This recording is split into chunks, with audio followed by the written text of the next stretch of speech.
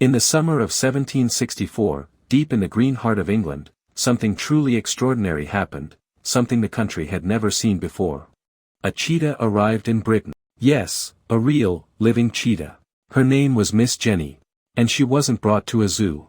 She was brought to hunt. This is the remarkable story of Miss Jenny, the first cheetah to ever set foot in Great Britain, and the day she turned the royal court upside down. Our story begins far from England, in the tropical heat of Madras, India. At the time, Madras was under British control, and its governor was a man named Sir George Pigott. Pigott had an idea. He wanted to impress King George III of England with a royal gift unlike anything ever seen before in Britain. So he sent something wild, something regal, and something incredibly rare, a cheetah. Not just any cheetah, but one that had been trained to hunt, just like the cheetahs used by Indian and Persian emperors for centuries.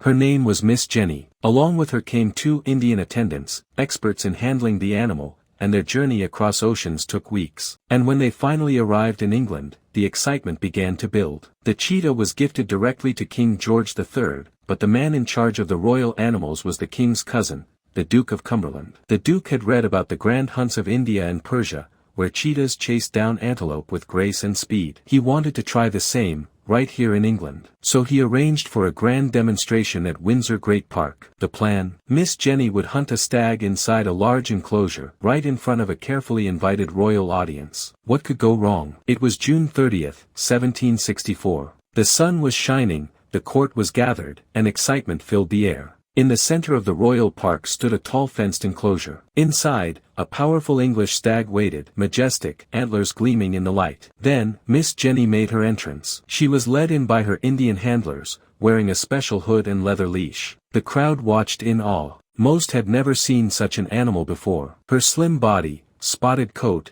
and sharp gaze fascinated everyone. The handlers removed her hood and leash. The hunt was about to begin. Miss Jenny spotted the stag and moved toward it with cautious speed. But there was a problem. This wasn't a gentle gazelle on the plains of India. This was an English stag, strong, aggressive, and unafraid. As Miss Jenny approached, the stag didn't run. Instead, it charged. Antlers lowered, the stag defended itself fiercely. Miss Jenny tried again, circling, sprinting, lunging, but each time, the stag stood its ground. The cheetah couldn't get close enough for a clean attack. Eventually, Miss Jenny seemed to give up. To the shock of the royal crowd, she turned around and bolted straight out of the enclosure. She was gone, disappeared into the woods. Panic spread. A royal cheetah loose in the English countryside. Handlers and hunters scrambled into the woods, fearing for livestock, people, and Miss Jenny herself. But after some time, a surprising report came in. Miss Jenny had not just run away. She had hunted,